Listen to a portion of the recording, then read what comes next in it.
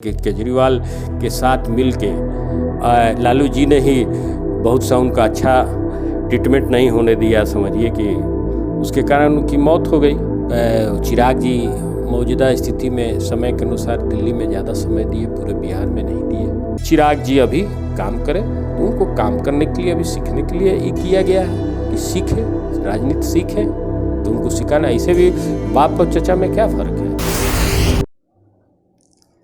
नमस्कार, मैं इंतजारुल हक। फाइनल पोस्ट में आपका स्वागत है। लोजपा में इन दिनों चाचा व भतीजा का खेल चल रहा है। इस खेल को लेके पूरे देश की राजनीति गरमा गई है। लोजपा अल्पसंख्यक प्रकोष्ठ के प्रदेश अध्यक्ष पारसनाथ ग्रुप के परवेज अहमद खान साहब हमारे बीच मौजूद हैं। आइए हम बात करते हैं, लोजपा में इन दिनों क्या चल रहा है।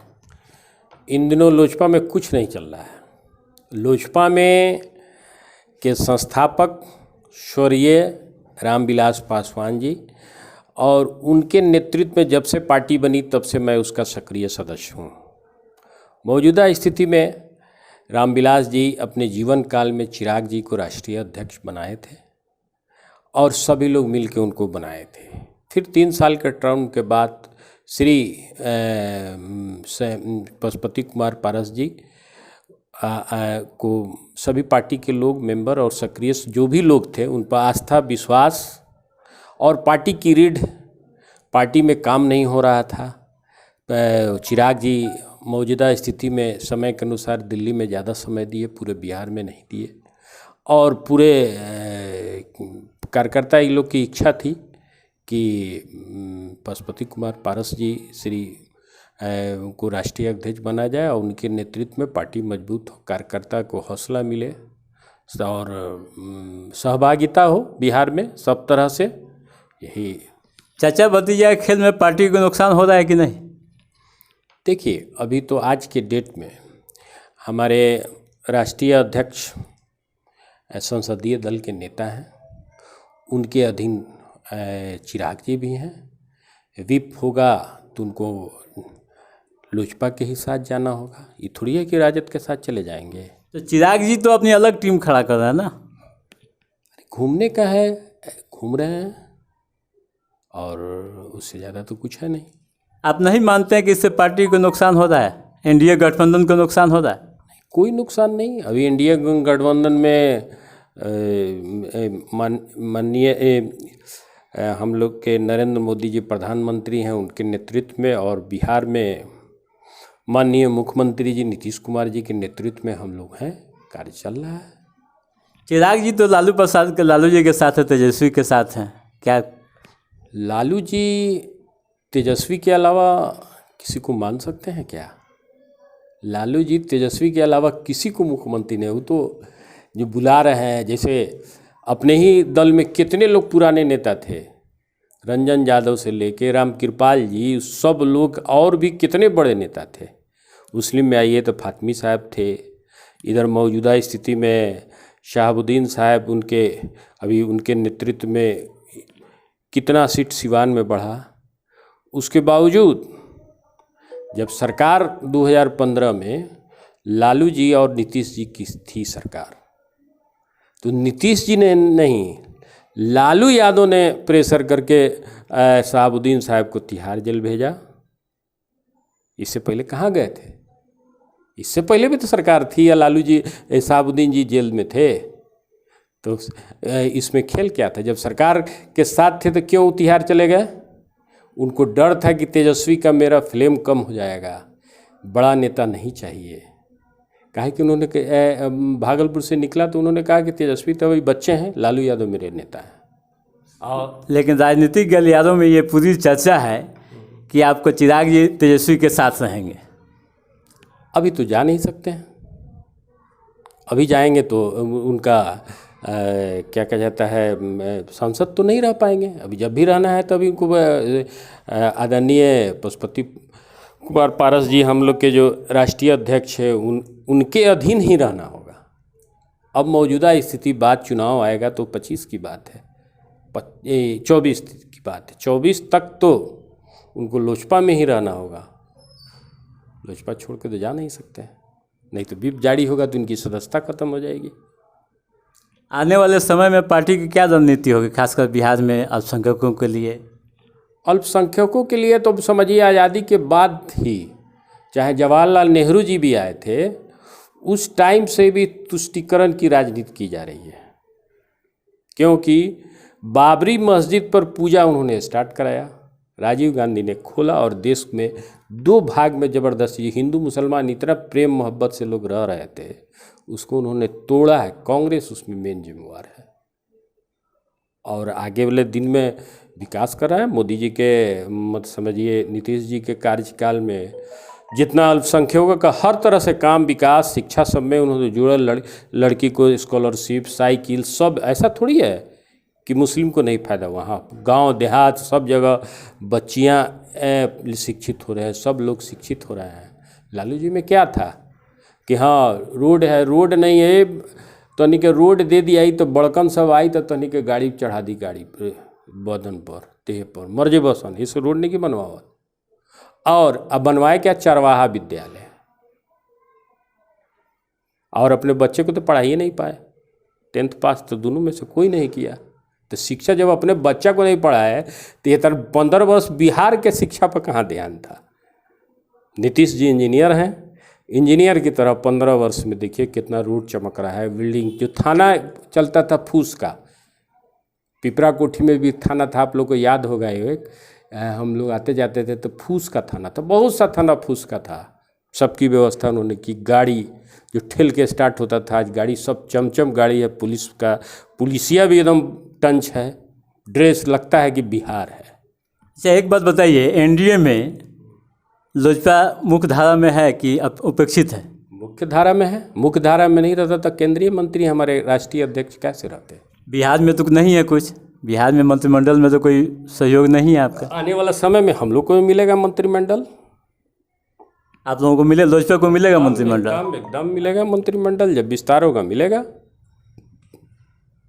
चलिए हम थोड़ा संगठन पर बात करते हैं। अल्पसंख्यक सेल खासकर आपका, आप प्रदेश की जिम्मेवारी संभाले हुए हैं, क्या स्थिति है लोजपा अल्पसंख्यक सेल की आपके बिहार में? बहुत अच्छी है, सब जगह पहले से ही है। हम तो देखे हैं जितने ज़िले हैं बिहार के, लगभग सब जगह जिला अध्यक्ष से लेके और प्रदेश कमेटी में भी सब लोग हर कोने कोने से हैं। राजद तो कह रहा है कि अल्पसंख्यक समाज मेरा है, उसको कहीं जा नहीं सकता है। ऐसे हालात में आप कैसे उन लोगों को अपने साथ लाएंगे?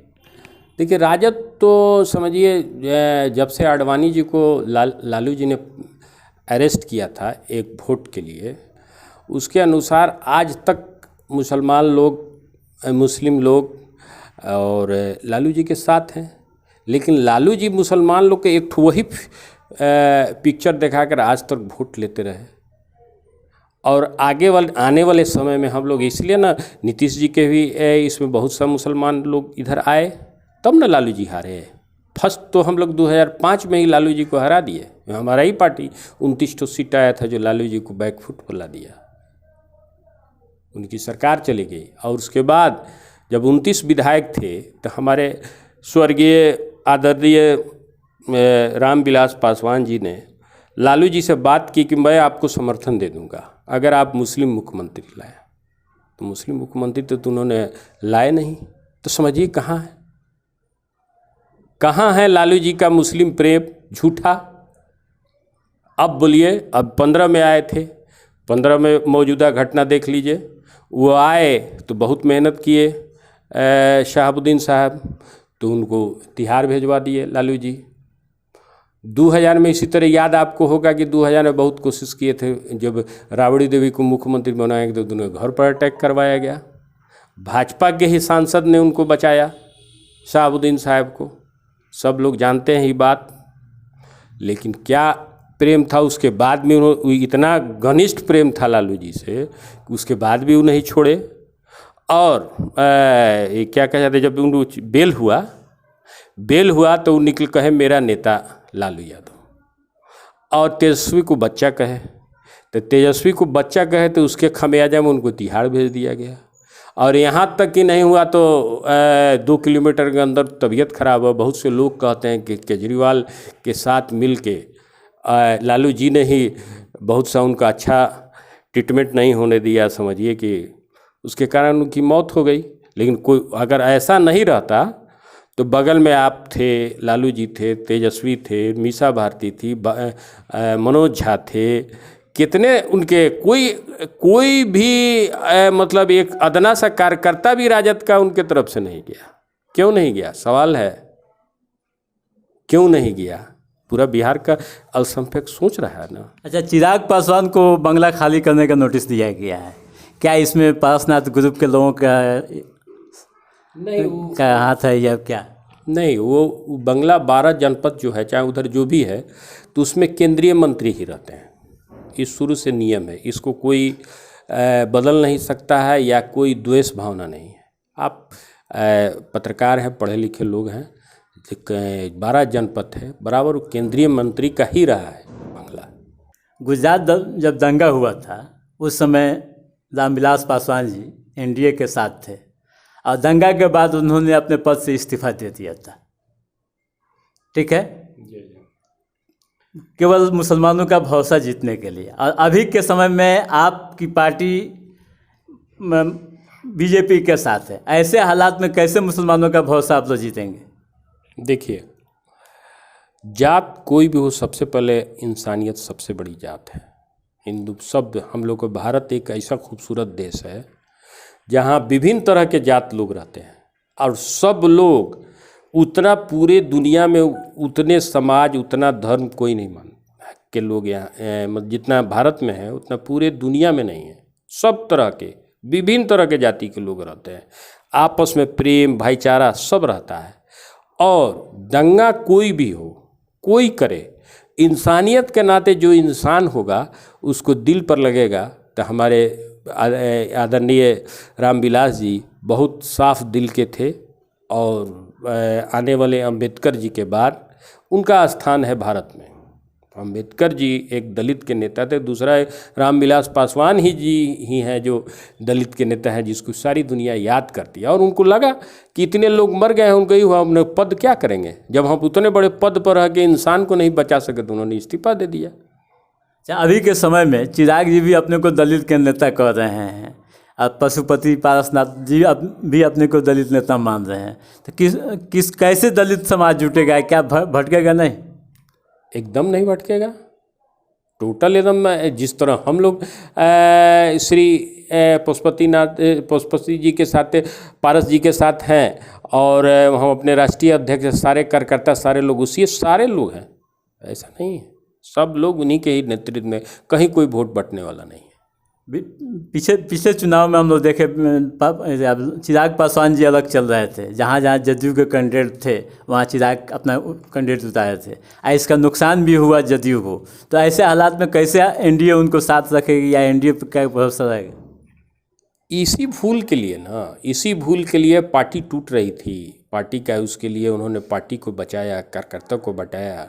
कोई फाइनल मतलब उनका दिशा निर्देश नहीं था, बचपना था, जिसके कारण उन्होंने सारा पार्टी से लेके जितने हमारे सांसद थे सब पार्टी बचाने के लिए। और बिहार में जब हम लोग जब एनडीए से आए, एनडीए गठबंधन में 6 तो सांसद हुए, एक राज्यसभा गए हुए थे हमारे आदरणीय राष्ट्रीय अध्यक्ष रामविलास जी। तो उस नेतृत्व को छोड़ के क्या होगा? मान लीजिए आप जिस रास्ते पे जा रहे हैं वही ना रास्ता आप सही जाइएगा और फिर दिग्भ्रमित हो जाइएगा तो सही रास्ता तो आप पहुँचिएगा नहीं, इधर उधर डाइवर्ट हो जाइएगा। तो उसी तरह इधर उधर डाइवर्ट हो रहे थे। तो डाइवर्ट होने के इसमें क्रम में पार्टी का सब लोग का निर्णय हुआ कि नहीं, ये राष्ट्रीय अध्यक्ष श्री पशुपति कुमार पारस जी रहेंगे और चिराग जी अभी काम करें। तो उनको काम करने के लिए अभी सीखने के लिए ये किया गया है कि सीखे, राजनीति सीखे। तो उनको सिखाना, ऐसे भी बाप और चचा में क्या फ़र्क है? मान लिया कुछ शिक्षा है उनसे अभी ले, हम लोग लिए तो नहीं, वो भी ले, हम लोग के भी राजनीतिक गुरु हैं पारस जी। लेकिन लड़ाई तो चल रही है चाचा भतीजा, क्या ज़बरदस्त चल रही है? कहाँ कहीं देखे हैं लाठी फाला नहीं, जबानी जंग तो हुई है, आरोप प्रत्यारोप तो चला है। कभी सुने हैं पारस जी खिलाफ में चिराग के बोलते हैं? कभी सुने हैं? नहीं बोलते हैं। आज चाहे चिराग जी पारस जी के खिलाफ बोलते हैं, सुनते हैं कभी? हमने तो नहीं सुना। तो फिर ये कैसी खिचड़ी पकड़ी के खिलाफ बोल भी नहीं है आप, साथ हैं भी नहीं? नौजवान हैं, पूरे बिहार घूमे नहीं थे, घूम लिए। पारस जी तो 7 बार सांसद MLA रहे हैं। उनका पुराना मतलब अलौली से रामविलास जी के बाद कंटिन्यू हुए MLA रहे। उसके बाद क्या कहता है MP हुए और मंत्री हुए, कई बार मंत्री भी हुए बिहार सरकार में। तो इसलिए जहाँ तक है कि अपना, और चिराग जी तो मान लिया दिल्ली रहे तो उसके बाद उनके भी जो भी चुनाव में है उनके नेतृत्व में ही 2 बार वो जीते हैं। पारस जी के ही दिशा निर्देश और उस हिसाब से उनके कैंपेन में ही दोनों बार सांसद हुए। चिराग जी जानते क्या है कैसे हम सांसद हो गए? यानी चिराग जी अभी बच्चे हैं, अभी सीखेंगे राजनीति में। राजनीति तो सीखना ही होगा ना, राजनीति तो सीखना ही होगा, और जितना घूमेंगे उतना प्रैक्टिकल होंगे। तो फिर अलग रह कर कैसे सीखेंगे? अच्छा तो घूम ही रहे ना, आज नंबर अलग कैसे है? अभी आप कुछ वोट देना होगा क्या, तो चिराग जी इसके अनुसार क्या कहा जाता है, लोजपा छोड़ के थोड़ी राजद को वोट दे देंगे। जहाँ व्हीप जारू होगा, जहाँ निर्देश होगा पारस जी का, वहीं देंगे। बहुत बहुत शुक्रिया आपका, अपने वक्त देने के लिए। आप लोग का भी बहुत बहुत धन्यवाद, बहुत बहुत शुक्रिया। अभी आप लोजपा अल्पसंख्यक प्रकोष्ठ के प्रदेश अध्यक्ष परवेज खान की बातें सुन रहे थे कि राजनीति में, यानी लोजपा की राजनीति में अभी क्या चल रहा है। चाचा व भतीजा के बीच जो खींची पक रही है, या यूँ कहे इनके अनुसार कि ये चिराग अभी बच्चे हैं, अभी उनको सीखना चाहिए। Thank you. आप देखते रहिए फाइनल पोस्ट।